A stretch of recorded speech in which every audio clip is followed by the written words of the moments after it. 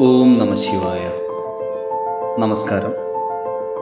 ശ്രീ തൃക്കണ്ടിയൂർ മഹാശിവക്ഷേത്രം, കോഴിക്കോട് സാമൂതിരി രാജവക, തൃക്കണ്ടിയൂർ തിരൂർ, മലപ്പുറം ജില്ലയിലെ ഏറ്റവും പ്രധാനപ്പെട്ട ശിവക്ഷേത്രമായിട്ടുള്ള തൃക്കണ്ടിയൂർ മഹാശിവക്ഷേത്രത്തിലെ ശിവരാത്രി മഹോത്സവം 2026 ഫെബ്രുവരി 14 മുതൽ 15 കൂടി നടക്കുകയാണ്. കൃത്യമായി പറയുകയാണെങ്കിൽ 1201 കുംഭം 2 മുതൽ 3 വരെ ഈ ഒരു ആഘോഷം ശ്രീ തൃക്കണ്ടിയൂർ മഹാശിവക്ഷേത്രത്തിൽ നടക്കുന്നു. ആ ഒരു കാഴ്ച കാണുവാൻ നിങ്ങളെയും ക്ഷണിക്കുന്നു. ഇപ്പോൾ നിങ്ങൾ കണ്ടുകൊണ്ടിരിക്കുന്നത് ശ്രീ തൃക്കണ്ടിയൂർ മഹാശിവക്ഷേത്രത്തിൻ്റെ ക്ഷേത്രക്കുളം ആണ്. കേരളത്തിൽ തന്നെ വിവിധ മഹാശിവക്ഷേത്രങ്ങളുണ്ടെങ്കിലും ഈ ഒരു ക്ഷേത്രക്കുളം എന്ന് പറയുന്നത് വളരെ വിസ്തീർണമാർന്നതും വലിയ രീതിയിൽ പരിപാലിച്ചു പോരുന്നതുമായിട്ടുള്ള ഒരു പുണ്യമായിട്ടുള്ള ക്ഷേത്രക്കുളം തന്നെയാണ് ഈ ഒരു തൃക്കണ്ടിയൂർ മഹാശിവക്ഷേത്രത്തിന് സമീപമുള്ള ഈ ഒരു ക്ഷേത്രക്കുളം എന്ന് പറയുന്നത്. ക്ഷേത്രത്തിൻ്റെ പരിസരമെല്ലാം നിങ്ങൾക്ക് കാണാവുന്നതാണ്. ഇപ്പോൾ കാണുന്നത് വലതുവശത്ത് ദൂരെയായി കാണുന്നത് ഭഗവാൻ ശ്രീകൃഷ്ണ ക്ഷേത്രമാണ്. അതിന് നേരെ ഓപ്പോസിറ്റ് ആയിട്ടുള്ളത് ഏകദേശം ക്ഷേത്രത്തിൻ്റെ വടക്ക് ഭാഗത്തായിട്ട് സ്ഥിതി ചെയ്യുന്നത് അയ്യപ്പ ക്ഷേത്രം കൂടിയാണ്. ഇപ്പോൾ തൃക്കണ്ടിയൂർ ശിവക്ഷേത്രത്തിൻ്റെ ആൽത്തറയാണ് നിങ്ങൾ കണ്ടുകൊണ്ടിരിക്കുന്നത്. ആൽത്തറയ്ക്ക് സമീപമായിട്ട് തന്നെ ക്ഷേത്രത്തിലേക്ക് വരുന്ന ഭക്തജനങ്ങൾക്ക് ആവശ്യമായിട്ടുള്ള പ്രാഥമിക ആവശ്യങ്ങൾ നിവർത്തിക്കാൻ കൂടിയുള്ള സൗകര്യങ്ങൾ ഇവിടെ ഒരുക്കിയിട്ടുള്ള ഒരു ക്ഷേത്രം കൂടിയാണ്. ഇത് അമ്പലത്തിൻ്റെ മുൻഭാഗത്ത് തന്നെ സ്ഥിതി ചെയ്യുന്ന ഭഗവാന്റെ ഒരു പ്രതിമയും നടപ്പന്തലും കൂടിയിട്ടുള്ള ഒരു ഭാഗമാണ് ഇപ്പോൾ കണ്ടുകൊണ്ടിരിക്കുന്നത്. ഈ ഒരു ശിവക്ഷേത്ര സന്നിധിക്ക് മുൻപിൽ നിൽക്കുമ്പോൾ മനസ്സിന് വളരെയധികം സന്തോഷം ലഭിക്കുന്ന ഒരു അവസ്ഥ തന്നെയാണ് എനിക്ക് ഉണ്ടായത്. കൂടാതെ തന്നെ മഹാശിവരാത്രിയുമായിട്ട് ബന്ധപ്പെട്ട് ഏറ്റവും പ്രധാനപ്പെട്ട ഐതിഹ്യങ്ങളിൽ ഒന്നാണ് ശിവനും പാർവതിയും തമ്മിലുള്ള ദിവ്യമായിട്ടുള്ള ഒരു വിവാഹം എന്ന് പറയുന്നത്. ഈ ഒരു ദിവ്യ വിവാഹത്തിൻ്റെ സംഗമം ശുദ്ധമായിട്ടുള്ള ബോധത്തെ സൃഷ്ടിപരമായ ഊർജവുമായി സംയോജിപ്പിച്ച് പ്രപഞ്ചത്തിന് ജന്മം നൽകിയായിട്ട് പറയപ്പെടുന്നതാണ് ഈ ഒരു ഐതിഹ്യം എന്ന് പറയുന്നത്. ഇത് പ്രപഞ്ചത്തിന് സന്തുലിതാവസ്ഥ കൊണ്ടുവന്നു എന്ന് തന്നെ പറയപ്പെടുന്നു. ഇപ്പോൾ ക്ഷേത്രത്തിന് മുൻപിൽ ഇരിക്കുന്ന വഴിപാട് കൗണ്ടർ, ചെറിയൊരു വഴിപാട് കൗണ്ടറാണ് നിങ്ങൾ കണ്ടത്. ഇത് പ്രധാനപ്പെട്ട വഴിപാട് കൗണ്ടറാണ്. എന്ത് വഴിപാടുകളുണ്ടെങ്കിലും ഇവിടെ ബില്ല് ചെയ്ത് വഴിപാടുകൾ ചെയ്യാവുന്നതാണ്. ക്ഷേത്ര കവാടം വളരെ മനോഹരമായി തന്നെ അലങ്കരിച്ചിരിക്കുന്നത് നിങ്ങൾ കണ്ടത്. ക്ഷേത്രത്തിനുള്ളിലേക്ക് നമുക്ക് കടന്നു നോക്കാം. വളരെ മനോഹരമായതും വളരെ ശാന്തമായിട്ടുള്ള ഒരു അന്തരീക്ഷം തന്നെയാണ് ഇവിടെ നിലകൊള്ളുന്നത്. ഭക്തജനങ്ങൾ ഏകദേശം ഒരു 5-5:30 മണിയായപ്പോൾ തന്നെ ഭക്തജനങ്ങൾ വന്നു തുടങ്ങി. കാരണം കുറച്ചുകൂടി സമയം കഴിഞ്ഞു കഴിഞ്ഞാൽ വളരെയധികം തിരക്ക് അനുഭവപ്പെടുന്ന ഒരു ക്ഷേത്രം കൂടിയാണ് തൃക്കണ്ടിയൂർ മഹാശിവക്ഷേത്രം. കേരളത്തിൽ തന്നെ വളരെ പ്രസിദ്ധമായിട്ടുള്ള ഏറ്റവും പ്രാധാന്യമേറിയ മഹാശിവക്ഷേത്രങ്ങളിൽ ഒന്ന് തന്നെയാണ് ശ്രീ തൃക്കണ്ടിയൂർ മഹാശിവക്ഷേത്രം എന്ന് പറയുന്നത്.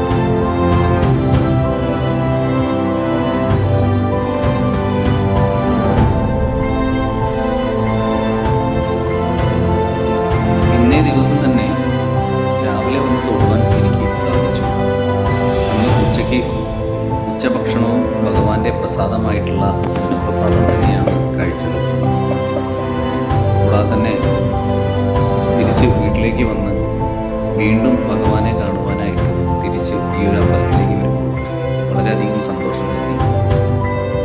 കൂടാതെ തന്നെ ഇവിടെ വരുന്ന നല്ലവരായിട്ടുള്ള ഭക്തജനങ്ങളെ കാണുക എന്നതുകൂടിയായിരുന്നു എൻ്റെ ഒരു ലക്ഷ്യം എന്ന് പറയുന്നത്. ഭഗവാനെ കാണുന്നത് പോലെ തന്നെ ഭഗവാനെ കാണാൻ വരുന്ന ഈ ഒരു ഭക്തജനങ്ങളെ കാണുന്നതും മനസ്സിന് ഏറെ സന്തോഷം നൽകുന്ന ഒരു കാര്യം തന്നെയാണ്. വളരെ മനോഹരമായി അലങ്കരിച്ചിരിക്കുന്ന ക്ഷേത്ര പരിസരവും ക്ഷേത്രത്തിലേക്ക് ദർശനത്തിനായി എത്തുന്ന ഭക്തജനങ്ങളും വളരെ ഭക്തിയോടുകൂടി ക്ഷേത്ര പരിസരത്ത് നിൽക്കുന്നതായി കാണാം. കൂടാതെ തന്നെ ഈ ഒരു സരസ്വതി മണ്ഡപം നിങ്ങൾ കണ്ടു കാണും. ശ്രീ സരസ്വതി വാക്കായി എല്ലാവരെയും അനുഗ്രഹിക്കുന്നു. വരദപ്രദായിനി കൂടിയായിട്ടുള്ള അമ്മ എല്ലാ ഭക്തജനങ്ങൾക്കും വളരെയധികം സന്തോഷം നൽകുന്ന ഒരു ദേവി ചൈതന്യമായി തന്നെ ശ്രീ തൃക്കണ്ടിയൂർ മഹാശിവക്ഷേത്രത്തിൽ കുടികൊള്ളുന്നു.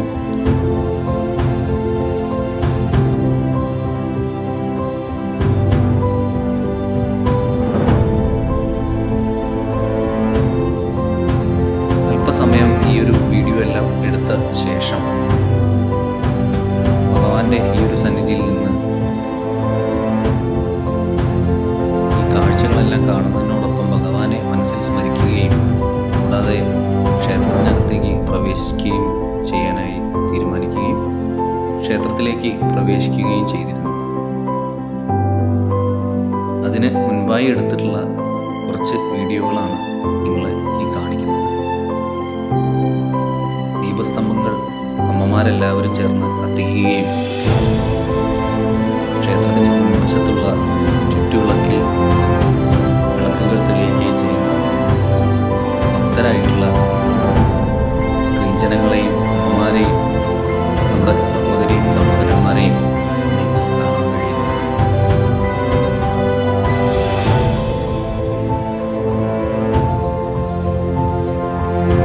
ഇത് വഴിപാട് തോന്നേണ്ട മറ്റൊരു വശമാണ്. ഈ ഒരു ഭാഗത്ത് വന്ന് നമുക്ക് വഴിപാടുകൾ രസീതാക്കാവുന്നതാണ്.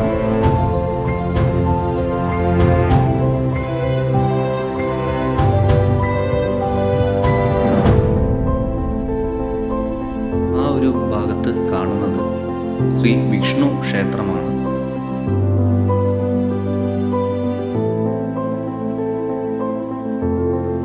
ഈ ഒരു വലിയ ക്ഷേത്ര പരിസരത്ത് നിൽക്കുമ്പോൾ മനസ്സ് വളരെയധികം സന്തോഷത്തിൽ ആവുന്നതായി സ്വയം മനസ്സിലാക്കാൻ കഴിയുകയും കൂടാതെ തന്നെ ഈ ക്ഷേത്രത്തിൻ്റെ ചൈതന്യം തിരിച്ചറിയാൻ കഴിഞ്ഞതിൽ വലിയ ഒരു സന്തോഷവും രേഖപ്പെടുത്തുകയാണ്.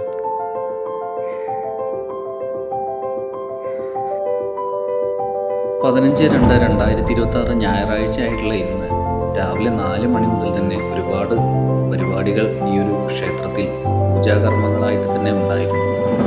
രാവിലെ 4 മണിക്ക് പള്ളി ഉണർത്തലും 4:30 നട തുറക്കൽ തുടങ്ങി 5 ഗണപതി ഹോമം, ഉഷപൂജ 6:45 നടക്കുകയും ചെയ്തു.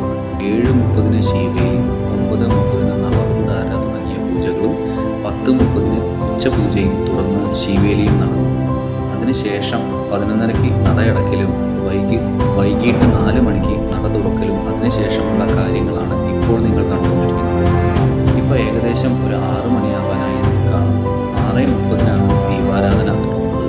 അതുകൂടാതെ തന്നെ 6:30 ദീപാരാധന തുടങ്ങുന്നതിന് മുമ്പുള്ള ദീപ അലങ്കാരങ്ങളാണ് നിങ്ങൾ കണ്ടുകൊണ്ടിരിക്കുന്നത്. അതോടൊപ്പം തന്നെ ദീപസ്തംഭം തെളിയിക്കുന്ന നമ്മുടെ നല്ലവരായിട്ടുള്ള ഭക്തജനങ്ങളെ നിങ്ങൾക്ക് കാണാം. ഏകദേശം 7 മണിയോടുകൂടിയായിട്ടായിരിക്കണം 1000 കുടം അഭിഷേകം എന്ന ഏറ്റവും പ്രധാനപ്പെട്ട ഒരു വഴിപാട് ഈ ഒരു ക്ഷേത്രത്തിൽ നടക്കുന്നത്. അത് എല്ലാ വർഷവും നടക്കുന്ന ഒരു ഏറ്റവും പ്രധാനപ്പെട്ട തൃക്കണ്ടിയൂർ മഹാശിവക്ഷേത്രത്തിൽ നടക്കുന്ന ഏറ്റവും പ്രധാനപ്പെട്ട വഴിപാടുകളിൽ ഒന്നാണ് ഈ 1000 കുടം അഭിഷേകം എന്ന് പറയുന്നത്. ക്ഷേത്രം തന്ത്രിയുടെ കാർമ്മികത്തിൽ തന്നെയാണ് ഈ ഒരു ചടങ്ങ്, ഈ ഒരു വഴിപാട് നടക്കുക. ഭക്തജനങ്ങൾ ഭഗവാനെ കാണുവാനായി കയറുന്നത് കാണാവുന്നതാണ്. വളരെ ഭക്തിയോടുകൂടി തന്നെ തൊഴുതു നിൽക്കുന്ന ഈ ഒരു കാഴ്ച മനസ്സിനേറെ സന്തോഷം നൽകുന്നു.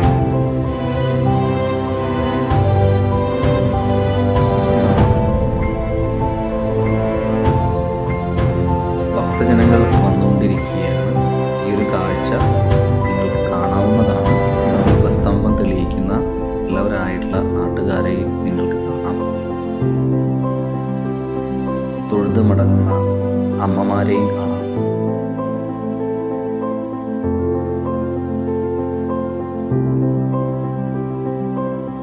ഏകദേശം ദീപാരാധന കഴിയുന്നതോടുകൂടി തന്നെ 6:45 മുതൽ ഒരുപാട് പ്രോഗ്രാമുകൾ, കലാപരിപാടികൾ ശ്രീ തൃക്കണ്ടിയൂർ മഹാശിവക്ഷേത്രം ശിവരാത്രി മഹോത്സവമായി ആഘോഷിക്കുന്ന ഈ ഒരു വേളയിൽ കലാപരിപാടികൾ 15/2/2026 തൃക്കണ്ടിയൂർ മഹാശിവക്ഷേത്രത്തിലെ ക്ഷേത്രത്തിന് മുൻവശത്തുള്ള വേദിയിൽ തന്നെ നടക്കുന്നുണ്ട്.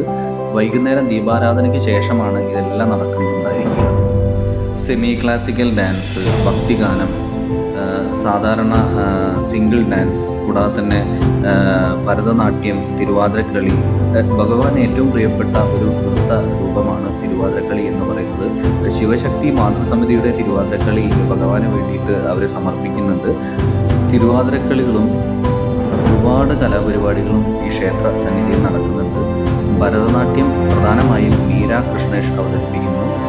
കൂടാതെ തന്നെ തിരുവാതിരക്കളി ആതിരശ്രീ ഉള്ളൂർ അവതരിപ്പിക്കുന്നു. Semi classical dance Prasanna Sunil and Neha Sunil അവതരിപ്പിക്കുന്നു. കൂടാതെ തിരുവാതിരക്കളി കലാഭാരതി തൃക്കണ്ടിയൂർ അവതരിപ്പിക്കുന്നുണ്ട്. തിരുവാതിരക്കളി മുദ്രാങ്കണം തിരൂർ അവതരിപ്പിക്കുന്നുണ്ട്. അതുപോലെ ഒട്ടനവധി പ്രോഗ്രാമുകൾ, ഒട്ടനവധി കലാപരിപാടികൾ ഈ ശിവരാത്രി പ്രമാണിച്ച് തൃക്കണ്ടിയൂർ മഹാശിവക്ഷേത്രത്തിൽ ക്ഷേത്ര സന്നിധിയിലുള്ള വേദിയിൽ അരങ്ങേറുന്നുണ്ട്. ക്ഷേത്ര പരിസരത്ത് ഇപ്പോൾ പ്രോഗ്രാമുകൾ കാണുവാനായിട്ട് നമ്മുടെ ഭക്തജനങ്ങൾ തടിച്ചുകൂടിയിരിക്കുന്നതായിട്ട് കാണാം. വളരെയധികം സന്തോഷത്തോടും ആഹ്ലാദത്തോടും കൂടി ഈ ഒരു പ്രോഗ്രാമുകൾ പ്രായഭേദമന്യേ പ്രോഗ്രാമുകൾ അവതരിപ്പിക്കുന്ന കലാകാരന്മാരെയും അത് കാണാനായി വന്നിരിക്കുന്ന ഒരുപാട് ഒട്ടനവധി ഭക്തജനങ്ങളെയും ഈ ഒരു കാഴ്ചയിൽ, ഈ ഒരു വീഡിയോയിൽ കാണാവുന്നതാണ്.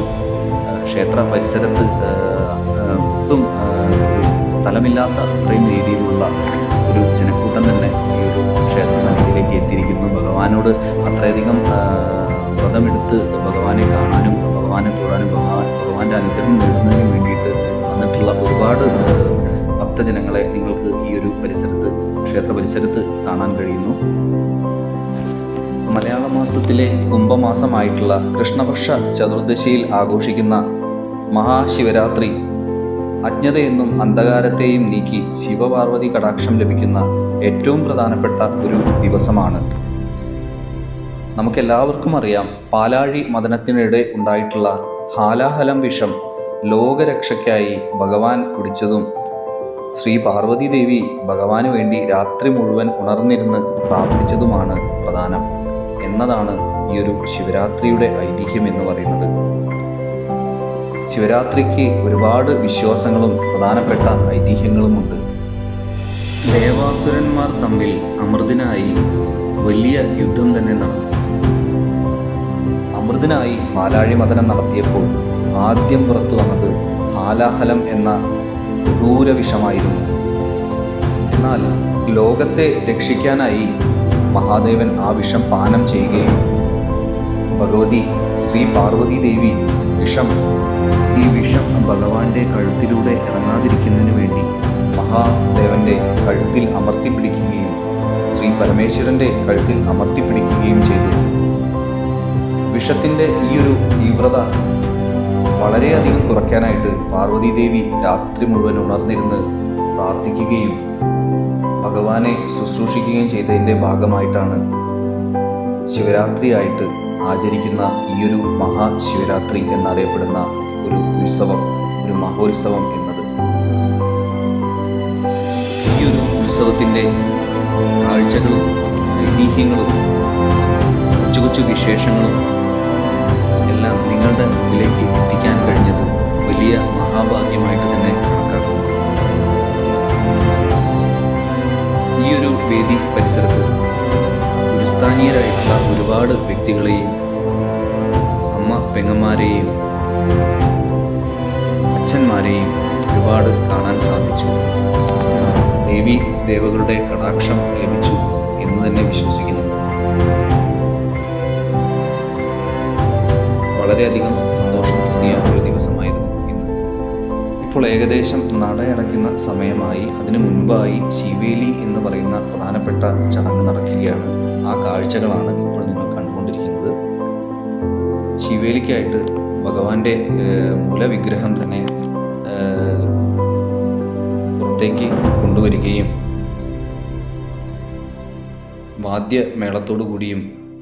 വാദ്യമേളങ്ങളോടുകൂടിയും തന്ത്രിമാരോടുകൂടിയും മറ്റ് ഭക്തജനങ്ങളോടുകൂടിയും ഈ ഒരു ക്ഷേത്രം വലം വയ്ക്കുന്ന ഒരു ചടങ്ങാണ് ഇപ്പോൾ നിങ്ങൾ കണ്ടുകൊണ്ടിരിക്കുന്നത്. അപ്പോൾ ഈ ഒരു ചടങ്ങ് കഴിഞ്ഞതിന് ശേഷം ഈ ഒരു ചടങ്ങിൻ്റെ അവസാനം എന്ന് പറയുന്നത് ഈ ഒരു വലം വയ്ക്കൽ കഴിഞ്ഞതിന് ശേഷം ക്ഷേത്ര തന്ത്രിമാരെല്ലാം അകത്തു പോയി ഈ ഒരു വിഗ്രഹം വീണ്ടും പ്രതിഷ്ഠിക്കുകയും തുടർന്ന് നട അടയ്ക്കുകയും ചെയ്യും. അപ്പോൾ അതോടുകൂടി തന്നെ ക്ഷേത്ര പൂജകൾക്ക് അവസാനമാകും. എന്നാൽ ശിവരാത്രി എന്ന് പറയുന്നത് ഭഗവാന് വേണ്ടി ഭക്തരെല്ലാം ഉണർന്നിരിക്കും എന്നതാണ് വിശ്വാസം. അപ്പോൾ ആ ഒരു കാര്യത്തിന് വേണ്ടിയിട്ട് ഈ ഒരു കലാപരിപാടികൾ പുറമേ നടക്കുന്നതായിരിക്കും. ഈ ഒരു ശിവരാത്രി മഹോത്സവം 2026 കാഴ്ചകൾ കൃഷ്ണാർജുൻ എന്ന യൂട്യൂബ് ചാനലിലൂടെ നിങ്ങൾക്ക് മുമ്പിലേക്ക് എത്തിക്കാൻ സാധിച്ചത് വലിയ മഹാഭാഗ്യമായിട്ട് കണക്കാക്കുന്നു. അപ്പോൾ ഈ ഒരു കാഴ്ചകളിലേക്ക് നിങ്ങളെ വീണ്ടും വീണ്ടും ക്ഷണിക്കുന്നു. എല്ലാവരും ആസ്വദിച്ചു എന്ന് കരുതുന്നു. കൃഷ്ണാർജുൻ യൂട്യൂബ് ചാനൽ സബ്സ്ക്രൈബ് ചെയ്യുക, ലൈക്ക് ചെയ്യുക, ഷെയർ ചെയ്യുക. താങ്ക്